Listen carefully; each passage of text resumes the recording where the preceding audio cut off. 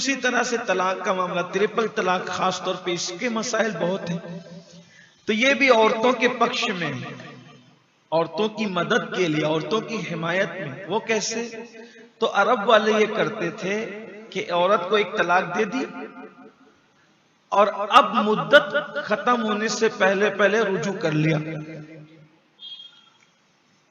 اب پھر وہ اس کی بیوی اس کے نکاح میں لوٹ آئی، رجوع کرنے سے وہ نکاح میں لوٹ آئی، تو اب اس کو بیوی بنا کے رکھا نہیں، پھر دوسری دے دی طلاق، پھر اس کو لٹکا دیا. مدت ختم ہونے سے پہلے پھر رجوع کر لیا، پھر بیوی بنا کے رکھا نہیں، پھر دے دی طلاق، پھر مدت ختم ہونے سے پہلے پھر رجوع کر لیا. یعنی ایسا کام وہ سینکڑوں مرتبہ کرتے، یعنی سینکڑوں طلاق دی رہی، سینکڑوں بار رجوع کر رہے ہیں، سینکڑوں بار طلاق. کھیل بنا لیا ہے، طلاق دیتے ہیں، رجوع کرتے ہیں، طلاق دیتے ہیں. اب مکمل طلاق دیتے بھی نہیں کہ وہ الگ ہو کر کے پھر کسی سے نکاح کر کے اپنی زندگی کی بہاریں پا سکیں، اور بیوی بنا کے رکھتے بھی نہیں، بیچ میں لٹکا کے رکھتے ہیں. تو ایک عورت کی زندگی جہنم بن گئی تھی اسلام کی آمد سے پہلے. سینکڑوں بار طلاقیں دی جا رہی ہے، سینکڑوں بار رجوع کیا جا رہا ہے. لیکن جب اسلام آیا اور اسلام نے یہ ظلم دیکھا تو پھر قانون بنا دیا گیا الطلاق مرتان، طلاق صرف 2 مرتبہ. یعنی 2 بار اگر تو رجوع کر لے تو تیسری مرتبہ رجوع کی گنجائش خود بخود ختم ہو گئی. اب تیسری بار اگر تو طلاق دے گا تو تجھے رجوع کرنے کی اجازت نہیں ہوگی، اور وہ ہمیشہ کے لیے تیرے نکاح سے باہر ہو جائے گی، اور وہ عدت گزار کر پھر جس سے چاہے نکاح کر. اب بتائیں، یہ بھی تو عورتوں کی حمایت ہے. اس بیک گراؤنڈ میں دیکھتے ہیں، دیکھیے آدھی ادھوری بات ہر جگہ غلط لگتی ہے.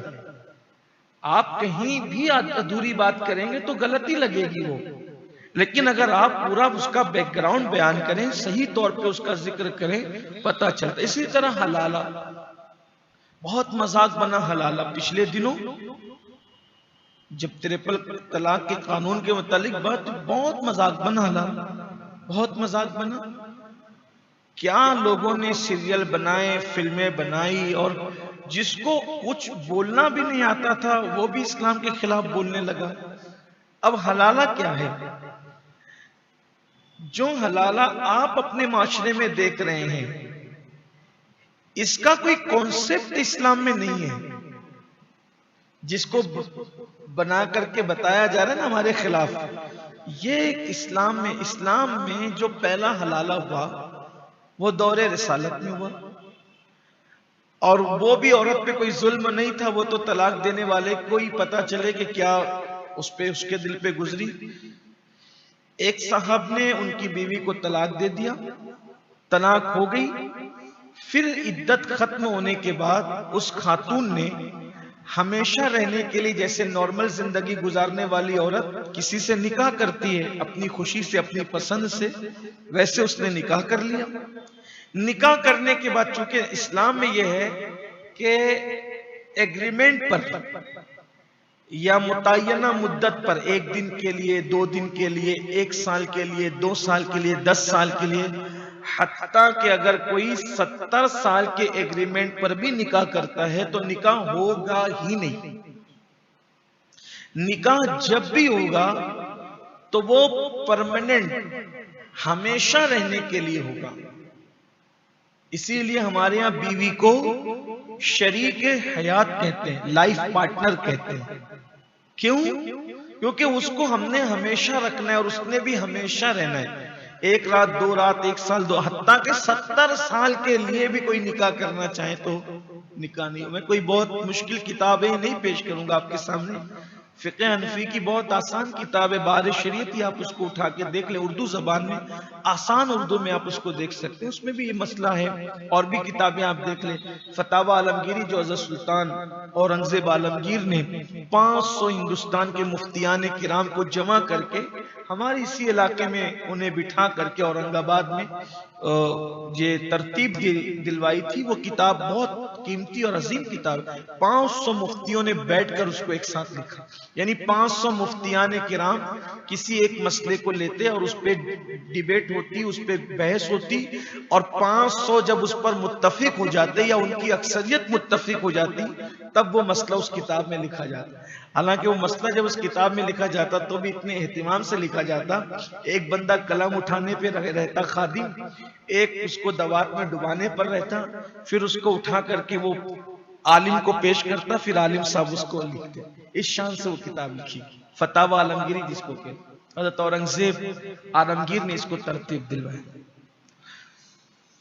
تو اس خاتون نے، بیچ میں بات آ گئی تھی لیکن یہ کہ جو پہلا حلالہ دور رسالت میں ہوا، اس کا جو حقیقی طور پہ وہاں سے ہمیں احکامات ملتے ہیں کہ پہلے شوہر نے طلاق دیا، پھر ہمیشہ رہنے کے لیے انہوں نے، اس خاتون نے دوسرے شوہر سے نکاح کیا، وہاں نہیں جمی، کچھ انبن ہوئی اور وہاں سے بھی ان کو طلاق پڑ گئی۔ اب وہاں سے جب طلاق ہوئی تو جو پہلے شخص نے طلاق دی تھی اس نے سوچا کہ یار یہ پہلے میری بیوی تھی، پھر میں نے طلاق دے دی، پھر کہیں اور اس نے نکاح کیا، اب وہاں بھی اس کا نہیں جمع، تو چلیں اس کو اپنا لیتے ہیں۔ تو انہوں نے ان کو پیغام بھیجا، تو ان کے بھائی نے غیرت کا اظہار کیا کہ نہیں، پہلی بار تو نے طلاق دیا تھا، اب میں نکاح نہیں ہونے دوں گا۔ تو تب اللہ کے رسول نے فرمایا کہ جب اللہ نے حلال کیا ہے تو کیوں اس کو منع کرتا ہے؟ اگر یہ دونوں ایک دوسرے کے ساتھ اب رہنا چاہتے ہیں نکاح کے بعد تو رہ سکتے ہیں، اس لیے کہ جب اس نے طلاق دی تھی تو یہ اس کے لیے حرام ہو گئی تھی، لیکن اس نے کہیں اور نکاح کیا اور اس شوہر نے اس کی لذت کو چکھ لیا، تب یہ اس کے لیے، اور پھر اس نے بھی طلاق دے دی تو عدت گزر گئی، تب یہ اول کے لیے حلال ہو گئی۔ یہ تصور ہے حلالے کا اصل تصور، یہ ہے۔ تو اب بتائیں اس میں عورت پر کہاں ظلم ہے؟ باقی دوسرے اور احکامات کی تفصیلات بھی ہے، لیکن اصل تصور یہ ہے۔ یہ جو یہاں جو رائج ہے طریقہ جو آپ دیکھتے سنتے رہتے ہیں وہ بہت بھونڈا ہے، اسلام اس کی تائید نہیں کرتا، اور بالخصوص ہمارے مالیگاؤں کے اندر جو تصور ہے، اللہ کی توبہ، اللہ معاف فرمائے، بڑے عجیب اور غریب حالات ہیں۔ بلکہ اب تو سننے میں آتا ہے کہ لوگوں نے باضابطہ طور پر اس کے لیے دھندے بنا لیے ہیں، لوگوں نے ٹیمیں بنا لی ہیں۔